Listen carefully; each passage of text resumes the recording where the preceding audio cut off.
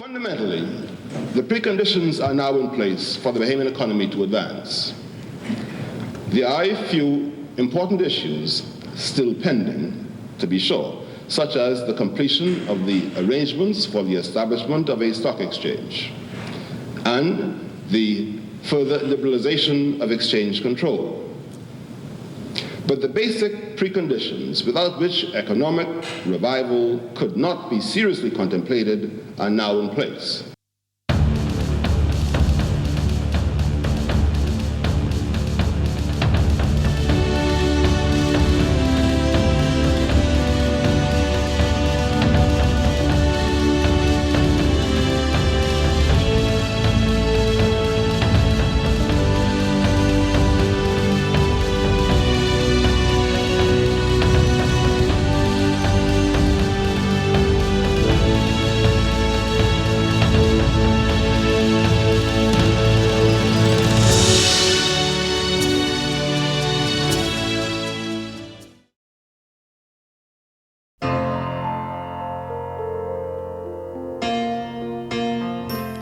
William Clifford Allen was called to serve his country, the Bahamas.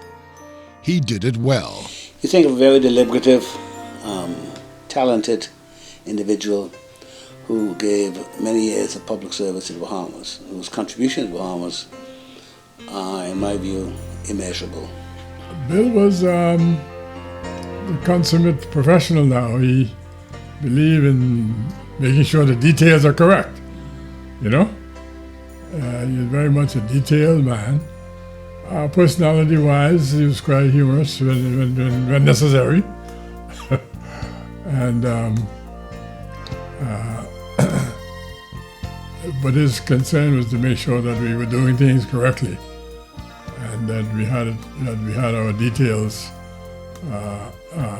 accurately done.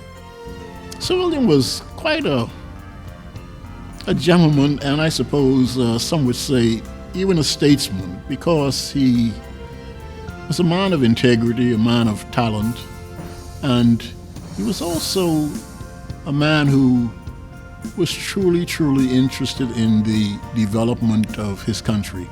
To say that he was a quiet giant is an understatement.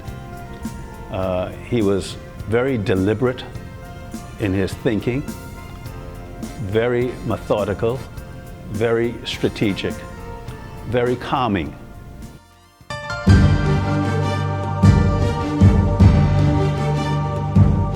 As one of the bright minds of the newly independent Bahamas, Sir William's commitment and expertise led to him becoming governor of the central bank, a senator, a member of parliament representing the constituency of Montague under the Free National Movement. He also became Minister of State for Finance and Planning. Born in Nassau on March 15, 1937, he was educated at St. Augustine's College in Nassau and Rhodes School in New York City. He earned his bachelor's degree in accounting from New York University and a master's degree in economics with a concentration in international finance from Baruch College of City University of New York. Sir William worked as an internal auditor at the New York investment firm of Stone & Webster Securities Corporation from 1965 to 1968. He became a budget supervisor at J.C. Penney's New York headquarters from 1968 to 1970, and in the meantime focused on studies towards a Ph.D. He believed his future would be in academia. However, according to his wife, Lady Aloma Allen, he was approached with vigor by the late Sir Lyndon Pindling and Arthur Dion Hanna, the leaders of a newly majority-rule-led government in the Bahamas, the Progressive Liberal Party. They told him, "Your country needs you." He answered the call. In 1970, he joined the Bahamas Monetary Authority as research manager. Warren Roll, who eventually became head of the Bahamas Development Bank and financial secretary in the Ministry of Finance, worked with him there and until the transition of the authority to the central bank. The Bahamas just earned its independence, and of course the job of building the various institutions to support any independent country was well underway. I happened to be connected with the financial side of it, and I came back from school. I was invited to join what was then the forerunner of the central bank, called the Bahamas Monetary Authority. There it was that I met William Allen, who was then the deputy manager of the Monetary Authority, working along with T. Boswell Donaldson, who was the general manager of the Bahamas Monetary Authority.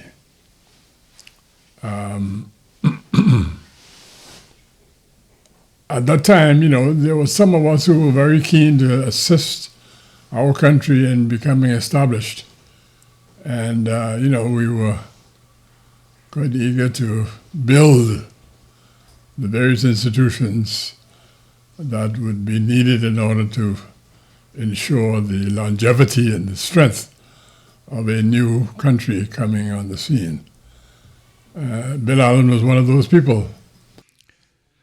At that time, Sir William was head of the research department, a role that proved crucial for the growth of the organization and the country. Bill was very much into the research area, helping to develop bank policy and ensuring that our financial system was being set up on a sound basis. Tim Donaldson was very much into the public relations side of the bank and ensuring that the other banks in the system, the local banks, were properly maintained, and that the image of the central bank was one to be respected. Another key achievement by Allen under the leadership of Timothy Boswell Donaldson, who was the first governor of the central bank, was ensuring, especially in those early years, that the Bahamian dollar remained on par with the U.S. dollar. Central Bank of Bahamas was very highly respected, not only in the local economy but in the region. And this respect came from the way we managed our affairs. We were always careful to ensure that our currency maintained a good parity to the U.S. dollars. We never lost that. Once we decided to make it 1-for-1, we never lost that. Whereas many of our sister institutions in the Caribbean had difficulty in maintaining their parity. And in some cases you will find that I believe that the Bahamas is the only one that still maintains its parity 1-to-1. Jamaica's, I don't know what level it is now, but they have several dollars to $1, and Barbados and the East Caribbean dollar was at least 2-to-1 at the time. But the Bahamas Central Bank was respected for its ability to maintain that 1-to-1 parity with the US dollar, and that still goes on today. This is because of the foundation that was set up in the early days, and the importance of ensuring that for our purposes, because of our proximity to the United States, that we try and maintain that parity. And this was achieved through the leadership of the central bank at the time, which was mainly that of Bill Allen and Tim Donaldson and the rest of us. In 1974, Sir William became Deputy Governor of Central Bank to Timothy Boswell Donaldson, who was the bank's first governor. In 1980, after Mr. Donaldson resigned from the post, Sir William was a natural fit to become governor. During this time, he also served as alternate governor for the Bahamas to the International Monetary Fund, the IMF. He remained in the top post at Central Bank until January 31, 1987, when he resigned to enter the private sector to become president of the investment trading firm Matrix Investment Limited. James Smith, who followed Sir William as central bank governor, says their careers crossed paths many times. I first met him in the early 1980s while he was at Central Bank, and I was at the Ministry of Finance as the permanent secretary, and the liaison officer actually between the bank and the Ministry of Finance.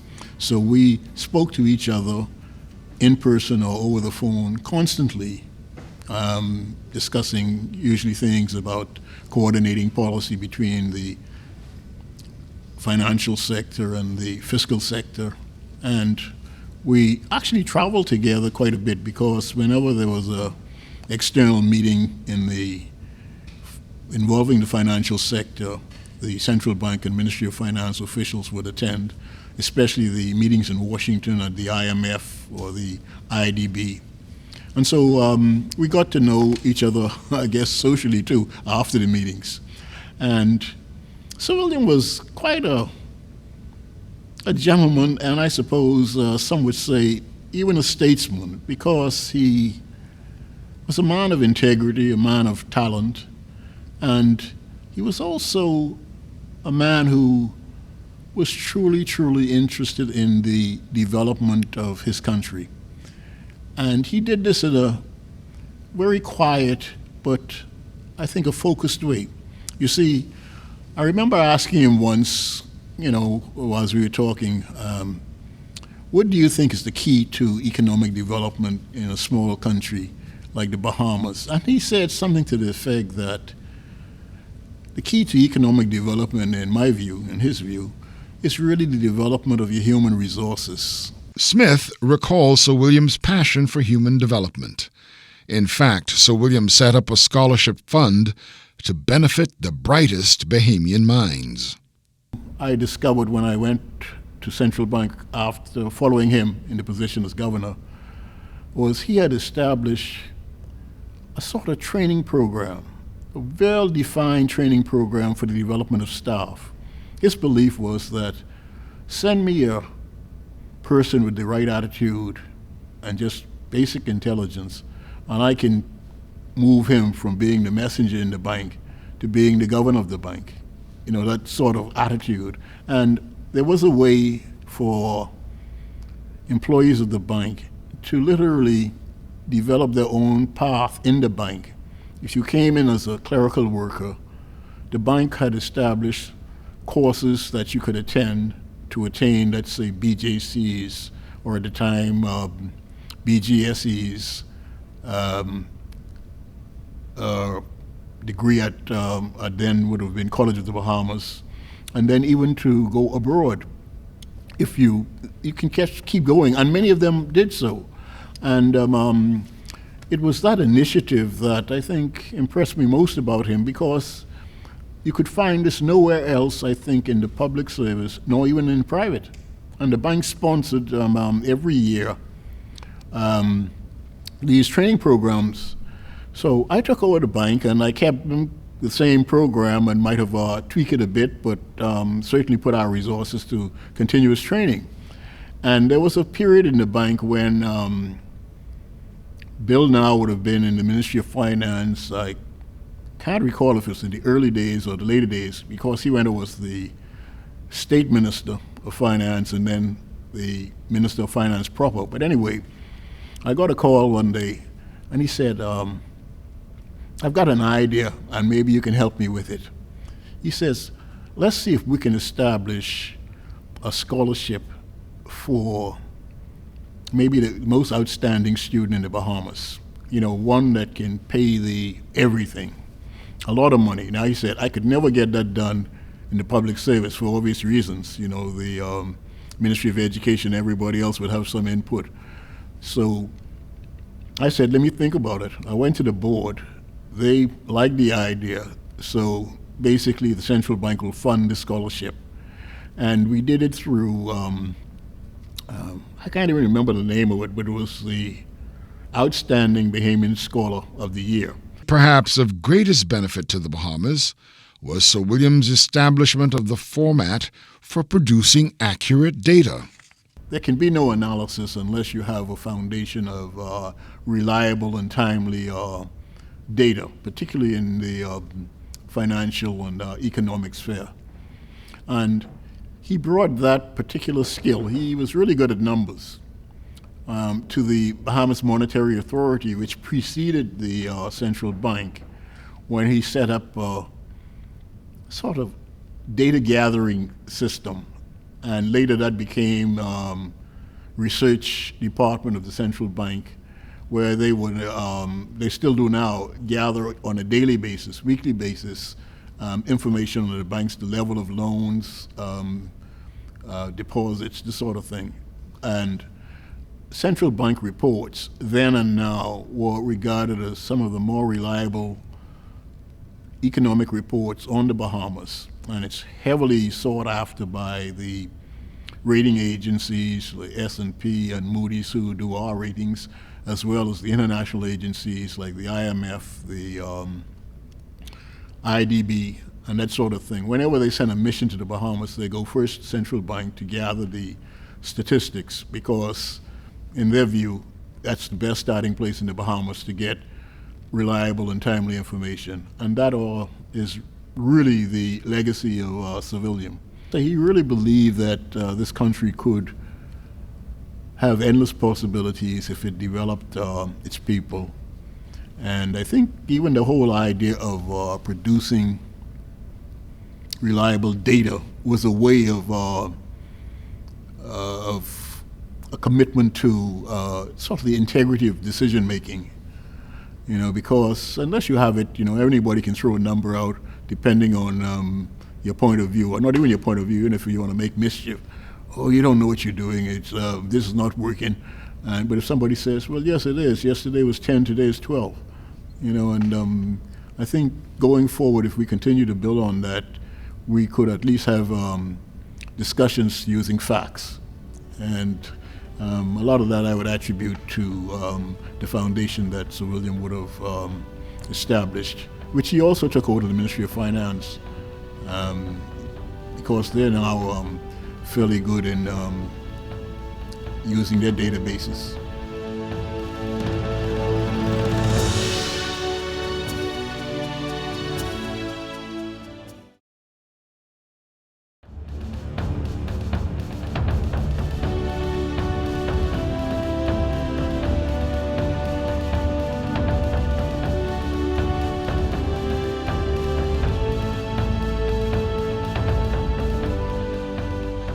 Sir William played a key role in setting up the national flag carrier Bahamas Air. In 1972, he chaired the committee that gave Bahamas Air its wings from the then existing Out Island Airways and Flamingo Airways. He was chairman of the board of directors from 1973 to 1980 and continued as deputy chairman of the airline during his governorship of the central bank.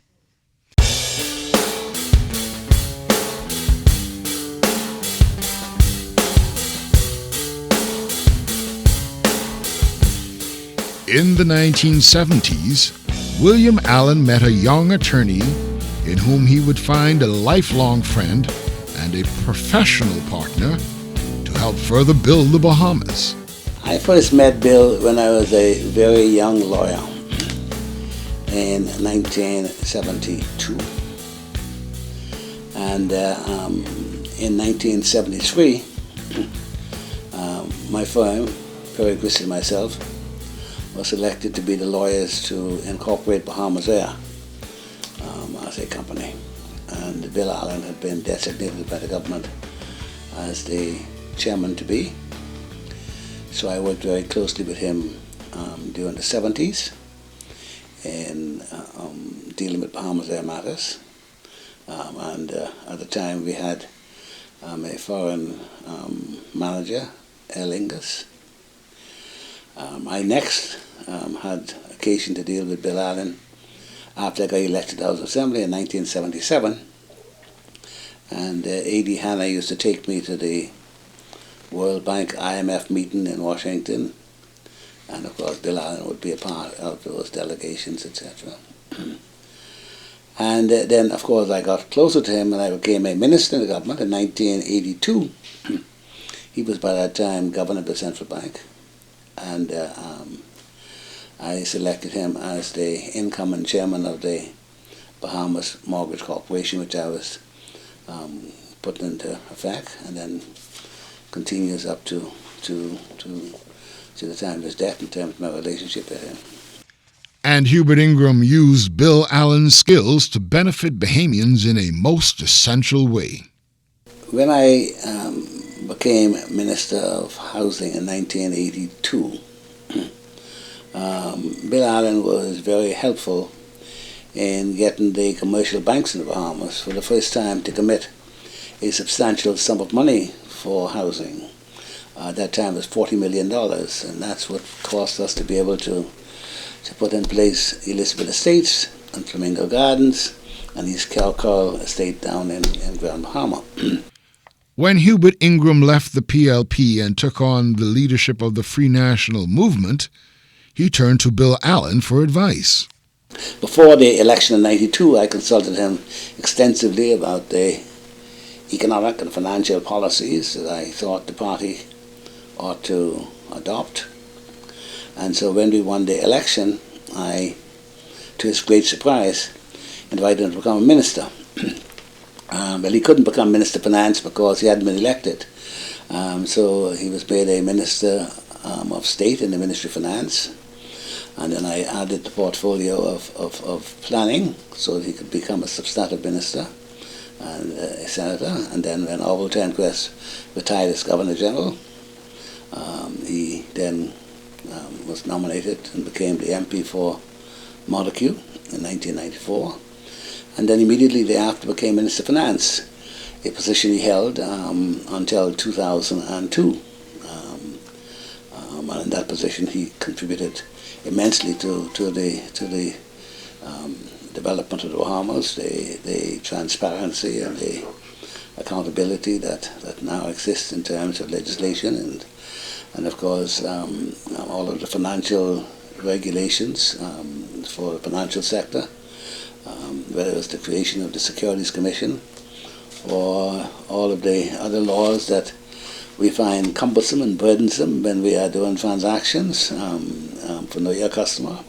He was very much a part of that. The creation of the Department of Inland Revenue and laying the groundwork for the introduction of VAT, value-added tax in the Bahamas. The PLP came and introduced it, but the F&M had been planning to do so before we left office. And when I came back in 2007 and he was no longer involved in politics, then he became a consultant in the Ministry of Finance and served there until 2012 when we left office. But politics really wasn't in Sir William's blood, so was it difficult to persuade him to take the position? I thought it would have been, and I was surprised, quite frankly, when Orville agreed to become Governor General, and we discussed who his replacement might be. I was of the view that Bill should be offered the job first, because he was the leader of the government business in the Senate, or not the leader, he was the lead man of finance in the Senate, and I thought making him Minister of Finance would have been a cap for his career in public life. And so we agreed that it would be either he or Bill or Brent Simonet who would be our recommendation. And so I approached him first. And I was surprised when he immediately said yes, he would do it.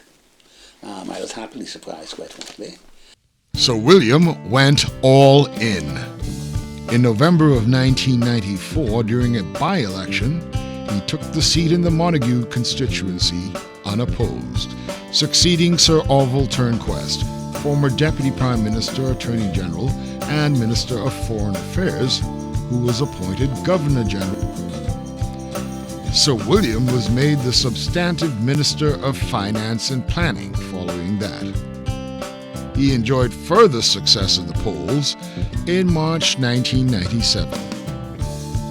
In January of 2010, the portfolio was renamed Minister of Finance when he was given the familiar portfolio of Bahamas Air with a big additional task: liberalizing the communications sector. That led to the birth of Cable Bahamas and the transformation of Batelco to BTC. The privatization of BTC was a consequence of a very fundamental decision which we took as a government, and which Bill was very much a part of. And that was to deregulate and decouple the government from controlling the communication sector in the Bahamas, where that was radios, television, or all of the other people who are now in the business of providing broadcast service or internet services or other things, etc. Because you must bear in mind that at this time, Batelco had a monopoly. It was the provider. It was the regulator. You couldn't even buy legally a telephone in the Bahamas. All telephones were owned by BTC, etc. And so Bill had a big hand in deciding to first of all liberalize the communication sector, and then secondly to privatize itself. 30 years ago, it was unthinkable that you would have two telecommunications companies, that you can get a hard line from either BTC or from cable, that you'd have two cellular companies, BTC or Alive, and these are all consequences of that fundamental decision to liberalize the communication sector, you know. And Bill was very much a part of all the things we did, and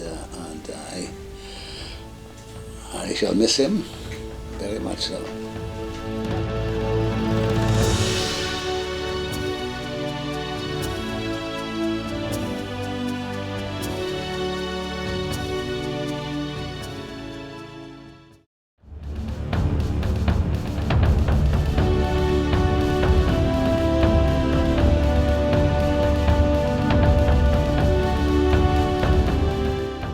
We would normally have sought to raise foreign currency, or at least some foreign currency, so as to defray the foreign currency component of the construction costs of the bridge. But that would not have been consistent with our objective of providing an investment opportunity for Bahamians, or those legitimately with Bahamian currency. And so the bridge is being funded entirely in Bahamian dollars. Although he held political office under the F&M, Sir William's contributions extended beyond partisan politics. He also was very instrumental in giving advice to the PLP. He was a member of the Economic Council that they had. And subsequently, when we were out of office, he had good relations with Perry Christie and others, and He was a true nationalist. Yeah, he's not a partisan man. He was a nationalist. That is true, and he was willing to share his talent and his views with whatever government was in office, and for the benefit of the Bahamas. No question about that. And he was well respected in the financial community and internationally. There were other successes. Through the seemingly quiet Sir William's contacts, funding came for the Betty Kelly Kenning Aquatic Center and more. He was reserved in the sense that he measured what he was going to say. He didn't just speak words. He also was very careful about what he wrote. I used to tell him all the time, Bill, I don't have all day, please, You told me I was a minute from me earlier today. It's coming, 5 minutes, it's coming. And when it came, it would be virtually a near perfect document that you would expect from a Bill Allen. He was a Renaissance man. He was clearly disappointed that he was disappointed that we did not complete our effort to have a national performance arts center. We bought the Shirley Street Theatre to become that. We opened it, but we bought some additional land and we were supposed to really convert it, and then we lost the election in 2002. And we came back in 2007, and we had the Great Recession, so we never did get to completing that. He was very proud of the National Art Gallery, and he was somewhat disappointed that we also never got to do the National Museum, which of course was one of his pet projects. Several other entities benefited from Sir William's skills and touch, including the Bahamas Scouts Association, the Bahamas National Trust, and St. Andrew's School. He was also a driving force behind the establishment of the Police Dependents Trust, designed to help families of police officers who died in the line of duty or who became incapacitated as a result of physical or mental injury sustained during the course of duty. Sir William also served on the boards of directors of many financial institutions. The Bahamas Hotel and Allied Industries Pension Fund was one such organization. He served as chairman of the fund for 7 years. Robert Sandy Sands is a trustee of the fund. He never evoked a vote that was considered to be upsetting to either side. And you have to understand that the trustees are made up of union representatives and employees. And this particular fund, one of the largest pension funds in the country, has assets of over $200 million today. And so in his role as chairman, he was able to ensure that there was dialogue and debate amongst all the trustees and ensuring that we accomplished the goals of the fund and helped it to grow. Again, it's that calming disposition that helped make the fund successful. Sir William's quiet disposition, as I spoke about, allowed us to dig deep into the multiple investments that the fund became involved with, and allowed us to navigate pitfalls. Therefore, the overwhelming majority of those investments, certainly during his period, were long-term, sound, conservative investments that continue to grow. And on that basis, his contribution to the fund has allowed it to get to the point it is at today. Sir William always felt that he will exhaust every possible avenue to get a consensus position on a particular item, and no matter how long it took. He was detailed in his analysis, and he exhausted every possible opportunity before decisions were made, just to ensure that the pension fund and the trustees representing the various sides were happy with the outcome that would accrue. Sands believes that Sir William's understanding of the needs of the community was also a boon for the work of the fund. He adds that Sir William guided them through tumultuous times when relationships might not have been at their best. His position within the community and reputation in the community and his understanding of community building was the right sort of individual to chair our pension fund, because it represented an investment opportunity for thousands of Bahamians within the hospitality industry that would have accrued some pension funds that they can live off in their twilight years. And that is precisely what he did for us. He represented us well when he served as directorships on certain directorships that the pension fund were heavily invested in. Certainly Fidelity Bank is one of them, where the holdings of the pension fund are enormous, etc. And he articulated our position, represented us well, and ensured that certainly the investments of the pension fund were always being managed well, and they would accrue the right type of benefits so that in years to come, pension funds would still be able to be paid. But he was always that sober sounding mind that allowed the site still to progress and allowed the fund also to be the fund it is today.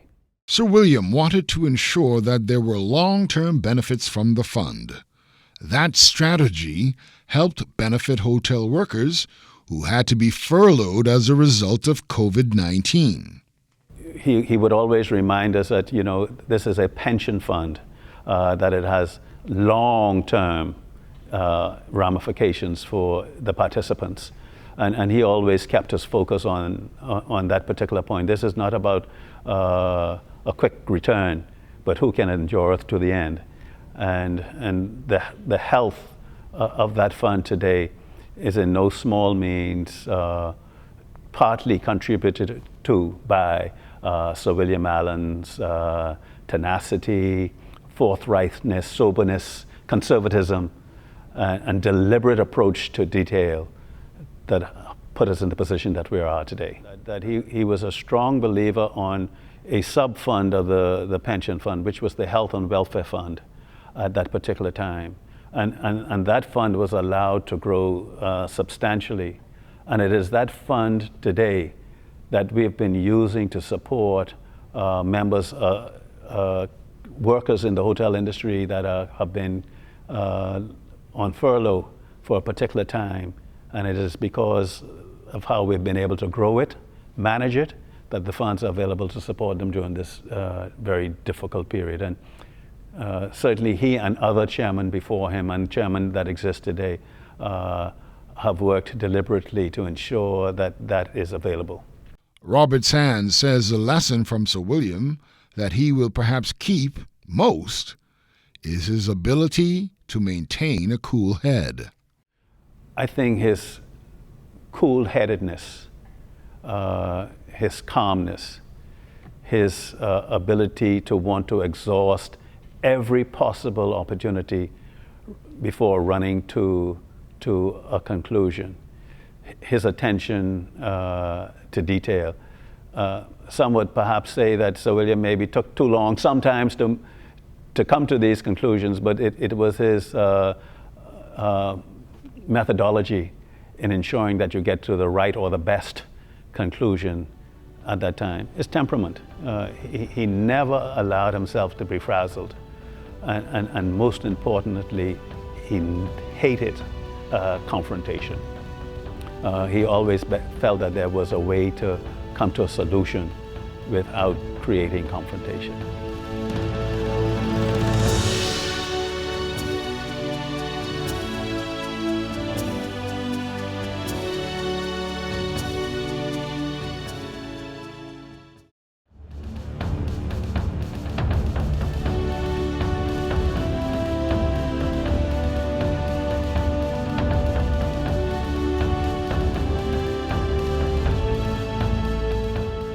With so much success and such wide-ranging contributions, it's no wonder that Sir William received a knighthood in the Queen's New Year's Honours List in 2000.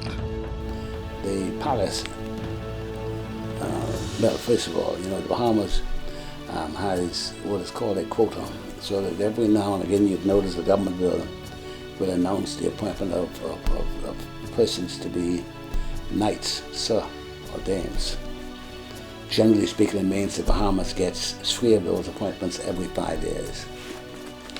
But in the year 2000, leading up to 2000, the palace said they wanted to give us an extra knighthood that was unconnected to our quota for somebody who, in the opinion of the Prime Minister, had given outstanding, unblemished service to the Bahamas. And Bill Allen was the person I selected for that award.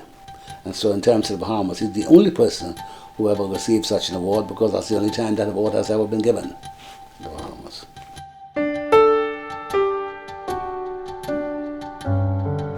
On January 6, 2021, Sir William died. He was 83 years old. He is survived by his wife, Lady Aloma Allen, and 4 children. Lady Allen says they had a wonderful life. and what a legacy he has left. I would consider him as one who's made a valuable contribution, firstly in the area of Bahamian finance and the Bahamian Financial Institution,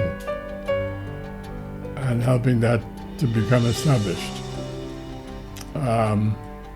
As you pointed out, later on he evolved and became a politician, so to speak, eventually being appointed Minister of Finance, I think. Times had changed by that time, you know, and the need of the country was a little different then. Bill was always a very cautious fella, so he was not taking too many chances where he wasn't sure how the outcome would be. And I think the country would have benefited from that caution while he was Governor of the Central Bank and Minister of Finance. James Smith says that had he been alive and well, Sir William would have undoubtedly been an asset in strategizing the way forward as we remain challenged with COVID-19. Well, you know, like most good men, no matter when they leave, you always figured it was much too early. And I think that he would have been a very valuable asset to the Bahamas, particularly during these times, because what we're going through now, the country's never been through this before.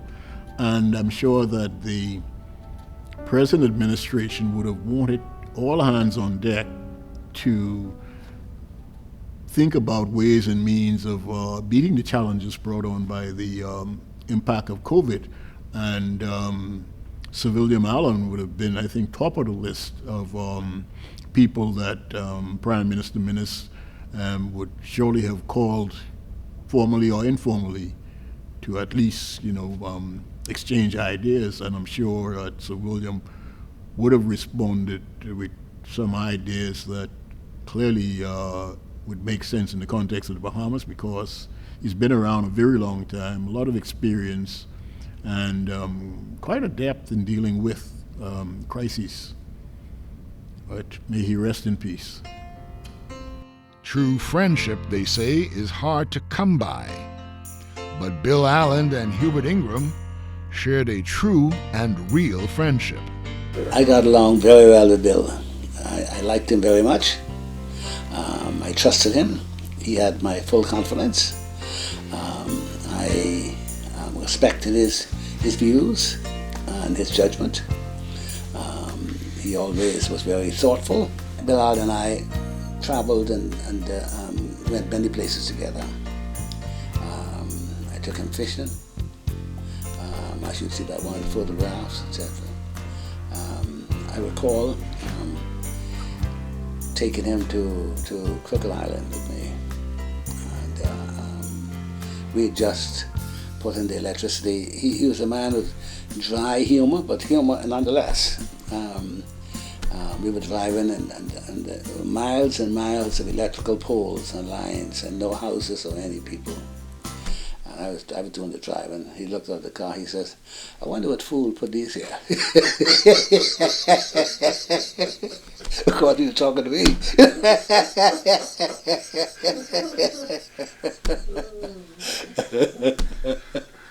No, not at all. No. William was William, and he knew he was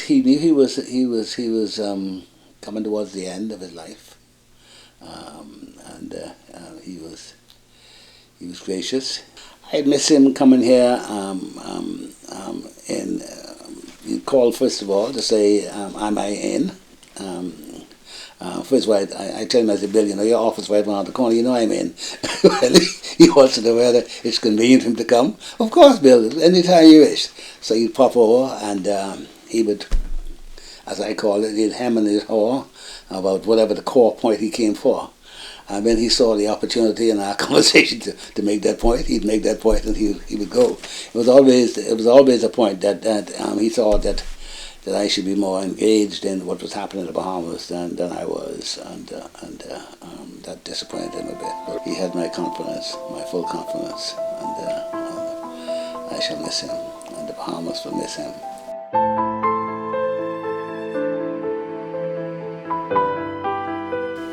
We've lost a patriot,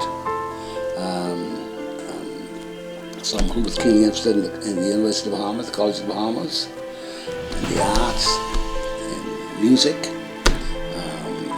name it. We shall all miss you, Bill. Rest in peace.